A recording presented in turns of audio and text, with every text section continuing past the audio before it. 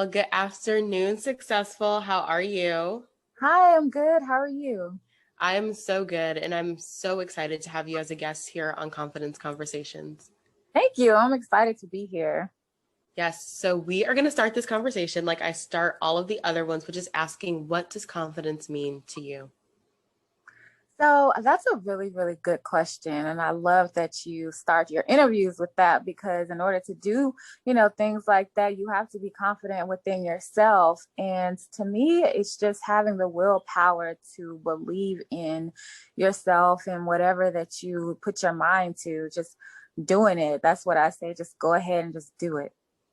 And I love that you say that because willpower is everything, but sometimes it's really difficult to find that inside of ourselves, especially when we're not hearing kind of the motivation that we need to hear. So it's important to be able to draw upon that in our own lives and in ourselves. That's so true. It really, really is. Yeah. And I know that you probably had to do a lot of that in founding your organization, the Minorities Psychology Network. So tell me all about the work that you're doing there. Yeah, definitely. So, the Minority Psychology Network is a nonprofit organization who works to break the stigma regarding mental health in minority communities. I started NPM back in 2019, September, when I held my first mental health workshop in Los Angeles at Vector 90. It was such a beautiful experience. Currently, I'm getting my doctorate in clinical forensic psychology.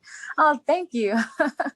Yeah, and I just always wanted to put together a network of minority mental health professionals and advocates in order to spread mental health awareness.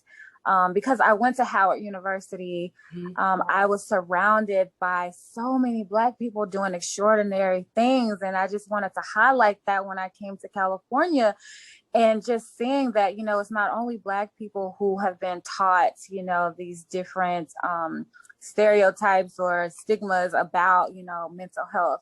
So Mm-hmm. I wanted to include all minorities so that way we can all have that information and that knowledge, and also bringing advocates in the conversation is super essential because they Yeah. normalize the conversation. Somebody can share their story and their experiences, which helps other people relate, and feel more confident in wanting to seek the help that they need. Yeah, It's all. it's Mhm. it's so important to break that stigma because I think that that's one of the reasons why so many people suffer in silence or don't Mhm. get the help that they need because they think that something's wrong with them or that, people are going to talk about them or think differently about them because they have, a mental health diagnosis or because they're seeing a counselor, getting the help that they need. Right, exactly. And I've always heard too, a lot of people, they want to see somebody that looks like them, you Hmm. know, which makes sense. You want somebody that you feel you can relate to, that can understand your story. You won't feel judged. So that's why I created MPN also, because we have a network of minority mental health professionals and we're continuously building our network. We have an Hmm. app that's being developed right now, and you can get it on iOS and Android. But once that's released, minority mental health professionals can join the directory and people can look up minority mental health professionals in their area. So, yeah. Yeah, I love what you said about having someone that looks like you. And I think we don't really realize that until we're in that position of Mhm. like, I can think of countless times where I've been, interviewing people or looking for people to fill different spots, even in finding my own counselor. And you're right. You want to have someone who you at least think will understand the things that you've been through. And a lot of times we do that through finding someone who looks like us or having the past experiences that are Mhm. like those that we've experienced. So speaking of past experiences, I want to know your story. What Mhm. is the personal side of the Minority Psychology Network, and why did you have the passion on the inside to develop the work that you're doing?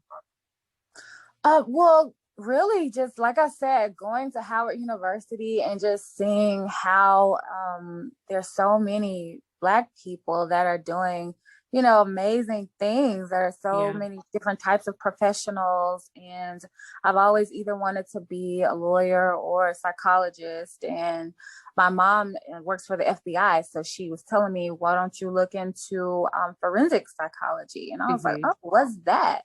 So after learning more about it, I went on and got my master's in it and now my doctorate. And it's just, our community really needs to understand the importance of taking care of your mental health. And I've just always had a passion inside of me, because I just think it's, people go to the doctor for a broken bone and things like that, but they don't really understand, like, if you're not mentally there, you can't be your best self. Right. Mental health affects all areas of life. And I think that's one thing that we don't really kind of internalize and realize. And it's manifesting itself whether or not we want to take ownership of that or believe it. So I love that you hit on that. And I want to know, since you are getting your doctorate in the field, you know a thing or two, right?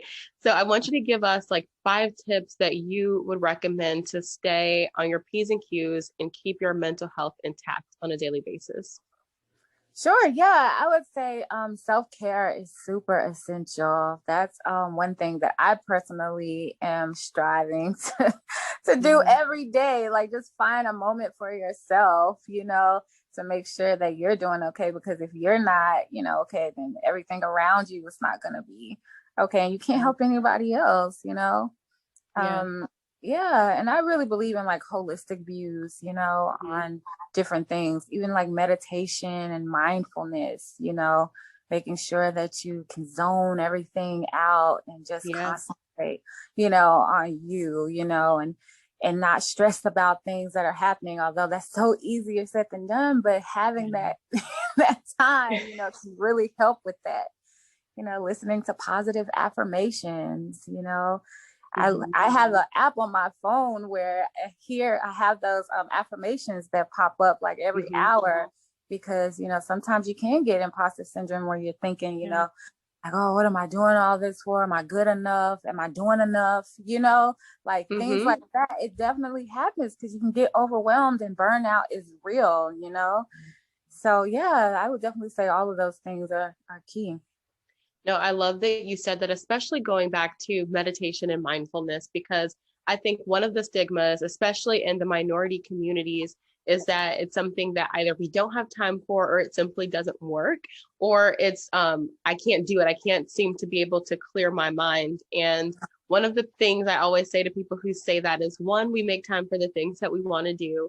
And 2, the best way to clear something from your mind is not to concentrate on not thinking about it, because then that's the best way to think about it.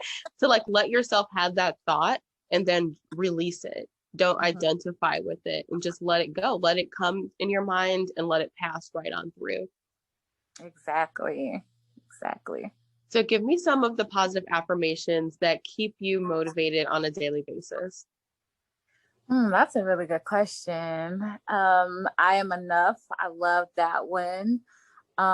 Definitely, you are strong, what you're doing is amazing, just things like that, because sometimes, you can really feel like overwhelmed. Like, I'm super excited that I have such a huge team that helps me with everything, from like my assistant, my board members, my interns, my volunteers, everybody, my grant writers. Like, I have a huge team that helps me feel like I'm not alone in this. So yeah, it's definitely helpful.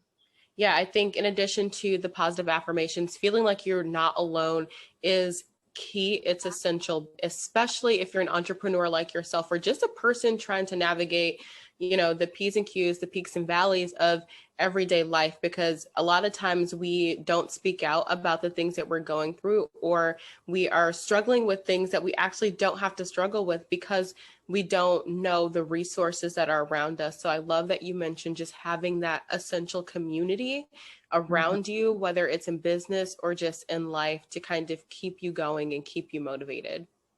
Definitely. So I want to understand a bit more about the work that you guys are doing, kind of boots on the ground, and how you guys are making a difference in community. Okay, yes. So just recently we were awarded a $100,000 grant from Booz Allen Innovation Fund. They have really, really been such a great help to us. We are now building a mobile mental health unit. So I just purchased a big Greyhound bus essentially. And yeah, it's in DC right now getting renovated. It's all wrapped. It has our logo on it. Looks very great. Looks like the shirt really. I love And it. thank you. And the inside is getting renovated currently. The frames are up. We're going to have an office for therapy.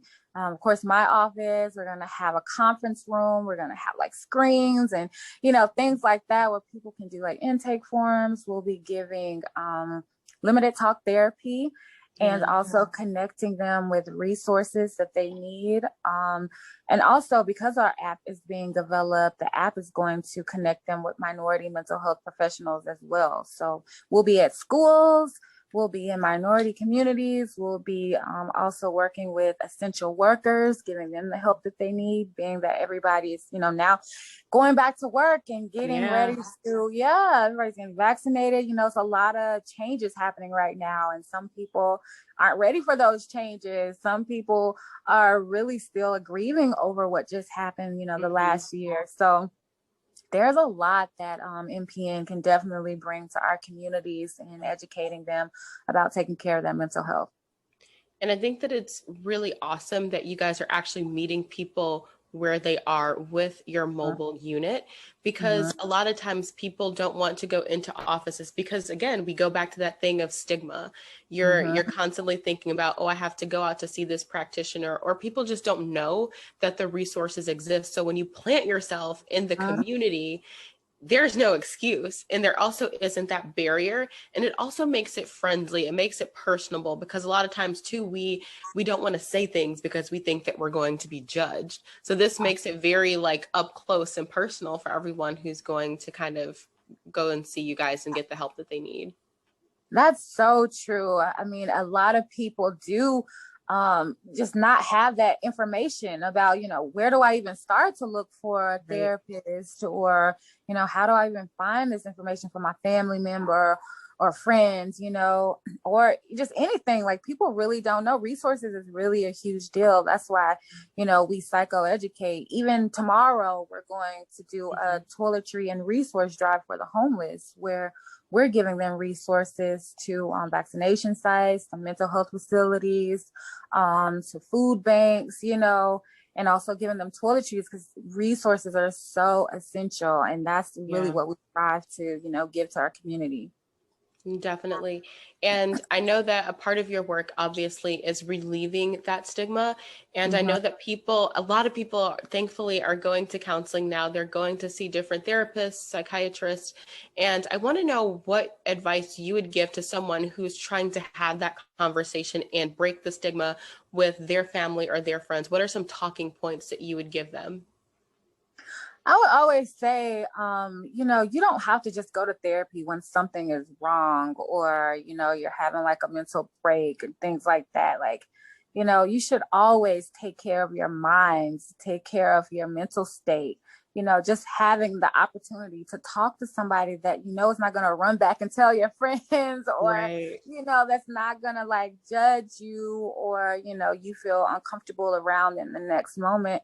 That's very important, because we all need to release, even for myself. It's important just to have somebody else that you can, tell these things to, because we all have a lot going on with work or school or family, or just everyday life in general. So just going to talk to a therapist and just, getting some insight and really discovering yourself, is super important. There's things that we like endured, as a child or growing up, and we don't really realize how it's affected the person that we are today. It could be good, it could be something we need to work on. It doesn't necessarily have to be something that's, bad.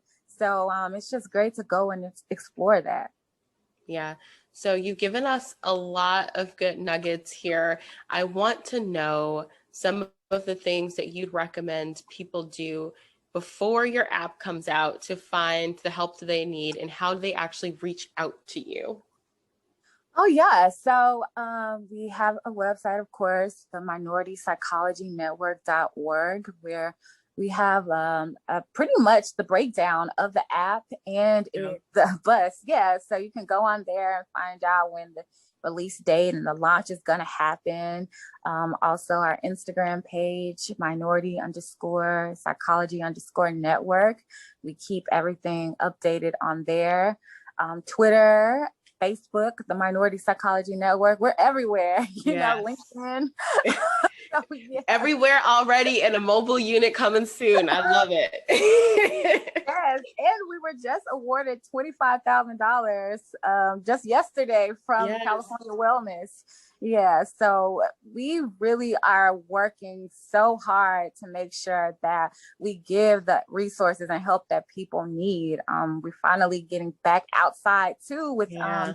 events that's happening. So we have the Juneteenth event that's coming up here in LA. We're going to be speaking in Dallas with State Farm and their employees. We're going to be at the Veterans Center in LA. It's just so many different Yeah. opportunities to give, resources and information. So we're just excited about it. Well, I thank you so much for doing the work that you do to break the stigma and to connect mental health practitioners with clients who can definitely use their services. It's amazing work. Thank you. I really appreciate you for having me on here. Just us having this conversation alone is really going to help other people just to see, us really share this dialogue and how, Yeah. important it is. So thank you for having me. Yeah. Well, I'll see you soon. Take care. You too.